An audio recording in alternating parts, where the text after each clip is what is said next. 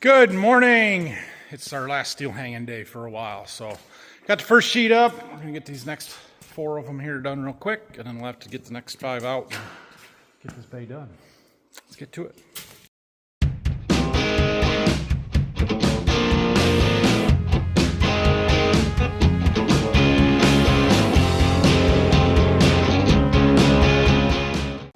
These sheets sure go up fast for as long as this project has taken us. It's not the hanging it that's the long part, it's the getting everything ready, everything else. Oh well. All right, there's the bottom section up. We got our next 5 sheets out. We got hole locations marked, so Brock's gonna start drilling holes for us there. We need to measure where our braces go for this top sheet so we can get that cut, but my lift needs charged. I forgot to plug it in last night. I was going to, and then kids were out here and I forgot. So it didn't happen. The rest of this steel, get covered up, it's gonna have to wait. One more, we got 1 more sheet. And then this first 2 bays is like done. I do gotta figure out a ridge cap yet. I thought it was weird that we have a bigger gap in the first bay than we do in the second gate. I'm like, what the heck? Second bay. And I'm like, what the heck happened there? What did I do wrong? But then I remembered that our boards here are staggered, right? Because the way they overlap at the trusses, they don't actually cut them. They just overlap them instead of butt jointing them. So this next bay, they're on the low side. And then the second one there, they're on the high side. So this one, they're on the high side. That one, they're on the low side. Well, our top sheet, we measured 2 inches from the bottom to put our row of screws on both of them, which means we're 1.5 inches lower over there than we are here, which affects the top. That's why. It's fine. We're going to get a ridge cap and put underneath and cover that all up anyway. I just have to get one. I wasn't sure what I needed before. Ha-ha! Look at that. We got some steel up. All right, we're going to let that charge, go to lunch. We'll come back down here maybe this afternoon. I would like to get that fan hung back up, figure out where we're going to put that. And we need to do a bunch of cleaning up, organizing stuff. Like I said, we got a field day to get ready. So now that we're done working, the only other thing I thought about doing was getting some more insulation up. I might try and put some bats in, some full rolls to get clear down to that far side, keep some of that insulation, that foam board from falling down. So I got 7 or 8 rolls over there we could use up. I'm going to do most of that. Anyway, I'm happy. That was the goal, to get that done. It looks great in here.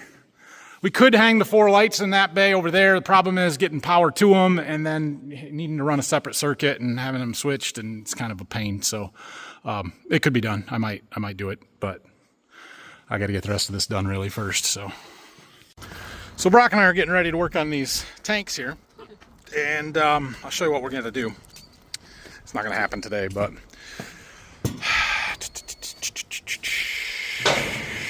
we did get the pit pumped out here from the 4/10 of rain we had the other day. So I need to switch this valve out. So we have bought a new pump to replace that pump. That pump is a 2-inch pump, transfer pump. It's fine. It works. It's a little slow, and I think that the pump itself is getting a little wore out. The motor's fine, but it's been in there for years and years and years and years and some more years. So I bought a 3-inch pump, Honda pump, really nice one. And we're going to swap that out. Dad's going to build a little platform or even a little house box for it so that keep it out of the elements a little bit and stuff. We've already got 3-inch main line in here, and I've got 3-inch plumbing coming off of my 2 water tanks, but we don't have 3-inch plumbing coming off of our fertilizer tanks because we've never had a 3-inch pump before. And so we're going to replace the hose from here to our tanks, but we've got to switch our valves. And so I have bought a 3-inch stainless valve, stainless cam lock. I forgot to get this 3-inch stainless steel nipple because we got to take this bushing out and then put a nipple in there to connect to our valve. So I had to order those. We're going to have to wait until I get them. But yeah, if anybody would like to buy some used 2-inch stainless steel valves, nipples, cam locks, 3-inch to 2-inch bushings. These are quite expensive. Very, very, very expensive. So if you want to pay me half of what these cost new for 2-inch ones, maybe, I don't know what they're worth. I could get something out of those, because I don't know what I'm going to do with them, and they're not cheap either. Anyway, these tanks are empty, completely empty. However, I don't know if when we take this bushing out, we're going to get a little bit of liquid coming out of the bottom there, so I decided we are not going to take that apart until we have this kind of all assembled and we can just spin it on there real quick. And hopefully we don't get a bath of too much 28. This tank is also empty. We're going to do the same thing on all these other ones. Swap them out and put new hose on. We're going to have to get a little new 3-inch hose, and then we got to do, once we get the new pump in place, we'll replace the suction line down to the main line with 3-inch, and then obviously 3-inch coming out, and kind of redo some of this a little bit.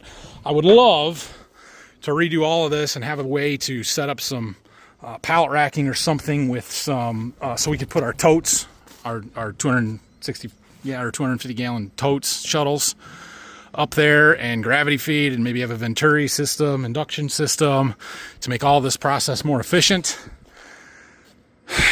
But I don't really know how to do that. I don't want to spend a crap ton of money. It'd be awesome to have a, SurePoint quick draw system, but I don't really want to spend 40 grand for it. So anyway, we'll do a little bit at a time here. Getting a 3-inch pump will be really nice. Not that we need it much for the sprayer, but for filling the planter, for filling the sprayer when we're doing 28 on wheat, that kind of stuff, it'll be nice. Our suppliers, when they come to fill these tanks, will much appreciate having 3-inch valves instead of 2-inch. So that's what we're doing. Or that's what we're not doing today, because I failed to get the right parts around. But I ordered them. They'll probably be here on Monday, if not Monday, tomorrow. So it won't take long. We're going to go down to the seed warehouse and clean up a little bit more. Brock's going to walk the boom lift back down here because we're done with it down there. I got Brock on bird nest removal. There was one clear up there in the peak. Good work, Brock. Oh, I suppose it's time we clean up the seed treater a little bit. We ran a lot of soybeans through this thing this year, and I want to try and clean stuff like that and like that up, so we'll hose her off a little bit. We're not going to flush the hoses or anything. We don't need to do that. We're going to treat some wheat here pretty soon, so it's fine. Just want to clean it up a little bit before we get into wheat. Okay, it's much cleaner than it was. There's some stuff caked in that atomizer chamber that I just can't really get out. I tried scraping it out. It didn't go, so it is what it is. We'll let her dry out, and I don't know, we'll see if drying it out and wetting it down and drying it out, and maybe we can flake some of that loose. But if it's stuck on there so bad I can't scrape it off, I can't flake it off, I can't wash it off, it's probably not going to come off in the wheat that we treat either. So Brock cleaned up our area here where the treater sits a little bit. I'm going to sweep it up a little bit more. We'll put some new cardboard down. We need to clean up along this wall and stuff as well before we put it back. At some point I got to go through these tables and clean all that up. I need to put that sign back up there. I got another sign over there that I should put up. All kinds of stuff. I think, yeah, we'll get there. Well, we got the treater put back over here and cleaned up around that a little bit. I got the wheat treatment put into place. Got the soybean treatment put out. We'll have to take that down to the farm, put it in the shop where it's not going to freeze.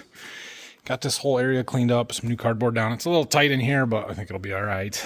And yeah, that's good. So I should work on hanging that ceiling fan, but I got to go down to the farm and get some self-tapping screws to mount it to the bottom of that truss.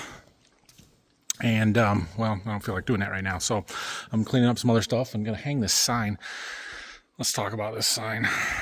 So a year ago at this time, ooh, I got to unplug it. A year ago at this time, I was making some decisions about my seed business and the future of it and how I was going to do business and stuff, because Golden Harvest had this kind of alternate sales model that they called GHX instead of the core Golden Harvest.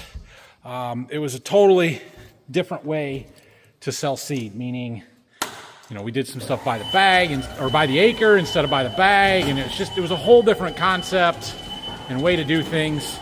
Some of it, things about it that I really liked, some things I was skeptical of, but at the end of the day, I wanted to be a customer under that model. And so if I wanted to be a customer under that model, it was probably better for me to sell under that model, because, you know, the rest of my customers, it was probably better for them as well. So I made the switch. And when I made the switch, they sent me some new signs that look like that. XL Seeds, GHX, pretty cool. I got 2 of these little ones, and then I got a big one like that that's black, and it's cool. Well, they sent them to me in like November, December time frame, and it was cold out, and I never got around to putting them up. And before I could get these put up out, you know, along the road and on the front of the building, they did away with the GHX program, pretty well canceled it. And so I just never put them up. So they're in the cardboard over there. And now they're decorative historical pieces that never actually got used. So I'm going to hang this one up here.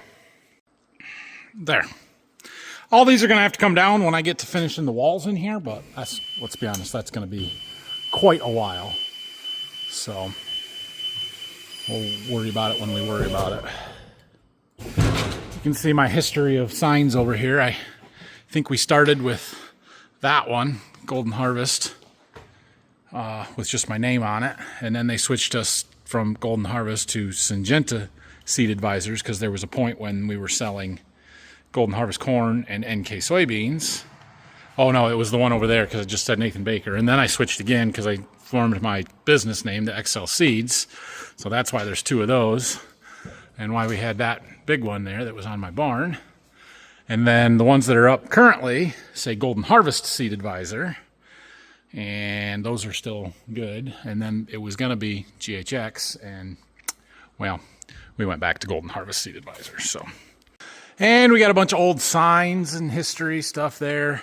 That one would be the oldest signs from when I started way back in 2008, and the farmer tested, farmer trusted, farmer delivered signs. And then they switched the logo over to that style, Golden Harvest sign. And yeah, that was this. I need to put this one back up too. And then we went to the newer Golden Harvest over there. That would have been like 2013-ish when they merged Garst and Golden Harvest together. And oh yeah, I did sell NK soybeans. So yeah, and now it's a little more modern, I think. What's outside? Let's go look outside. Yeah, that one. That's our current sign. I guess I got a big one over there on the wall behind those pallets. Anyway, it's kind of my little history wall over there. I was thinking about putting that big GHX one over there somewhere. You won't be able to see it most of the year. You got those banners up there. Yeah, we'll see. I almost forgot. I got to go pick sweet corn tonight. I got a bunch more sweet corn ready for my second planting, and so I'm going to wholesale some to my neighbor. They can take it to the farmer's market tomorrow, so we gotta go pick a bunch. Well, let's see what we've got out here. So this side here is pretty well gone. I've already picked through all of that. There might be a couple of late coming years out there and stuff, but we're not going to worry about any of that. This is the second planting that's basically all ready right now. I'm hoping there's enough out here for my field day that's coming up, and I'm not going to tell you when it exactly is because I don't want people just randomly showing up. But I don't know if it's going to make it. So we're going to pick through and pick at least 6 of the 10 rows, if not more than that. We'll see. We'll see how it looks. Well, we got a bunch of sweet corn. There's 30 dozen ears there, and I only ended up picking through 4 of those rows. Not 6, 4. But that was a lot. So anyway, I'm going to deliver it, and well, we were right next to where the rain's running, so I thought, hey, let's just stop and double check everything, make sure everything looks good. So I'll walk out here real quick. We watered our outside rows on the way out. Got nice water bands there that's already soaked in. The inside rows are watering right now. Right there. Looks good. Where's all that water coming from? Do we got a leak? We might have a leak. I think we for sure have a leak. Yeah. That's a problem. We got a pinched hose that's leaking. It's not loose, so I'm not sure why, but we're gonna have to run it out and weld it back together. Crap. There's not a lot of water coming out on the drops either, is there? Dang it, that sucks. Okay, well, not much I can do about it right now. It's got to make it. And there is still a lot of water out here. It's got to make it to a spot. Oh, sometimes it doesn't leak. It's not leaking now. What the heck? That's the same spot right there. It's not leaking now. Oh, no, it's not. It's over there. We got a second pinch somewhere? That's a big hole. Okay. Okay. All right, I'm going to give my rain dealer a call and tell him he's got to come and fix that. That's the second wrap because there's the elbow. Dang it. But we got to find a spot where we can walk it all the way out and have all the hose off the machine, and we're not in a good spot in the field for that. That's frustrating. That's a major bummer. Now, the water's not all going exactly where we want it, but it's still going in the field, right? So it's still productive. We're just going to let it run. It's a Friday night, so I don't know if he's going to get here until Monday. He did come on a Saturday the last time we had to do this, but he might already be busy for tomorrow. And I don't know that I can get it somewhere where we can do anything about it tomorrow. So I don't have my rain phone with me. I'll have to go and get that and see where it's going to be, to a spot where we can run it all the way out.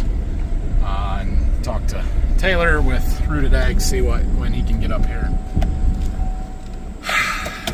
That's frustrating. Oh well, nothing I can do about it right now. Forgot to wrap this one up tonight. That's all right. Kind of a bummer about the rain machine there. I did talk to the dealer.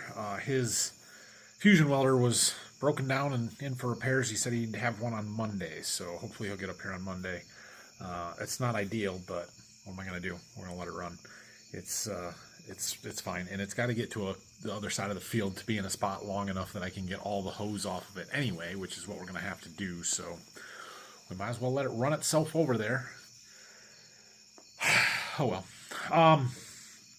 Yeah, got the sweet corn picked and delivered, and there's an abundance of sweet corn available right now in the area, and that's okay. It's good. So have a great night, everybody. Have a good weekend. Thanks for watching this one. It's our end of August lull here a little bit until things pick up again once we get into September, so that's all right. If you have any questions or comments, make sure you leave them down below. If you're not following me over on TikTok, you should be, so that you can laugh at all the commenters thinking that all the corn we grow is sweet corn, or that the people that are picking it are doing it because their kids haven't eaten in 3 days. If I believe any of that, but whatever, it's fine. It's kind of entertaining. I don't understand. I made a video on TikTok with this, the corn ears that got stolen the other day, and they were, but it's got to have 1 million views, and I don't know how that happens. I just don't understand TikTok, but it's good. It's fine. So anyway, we'll see you guys on Monday.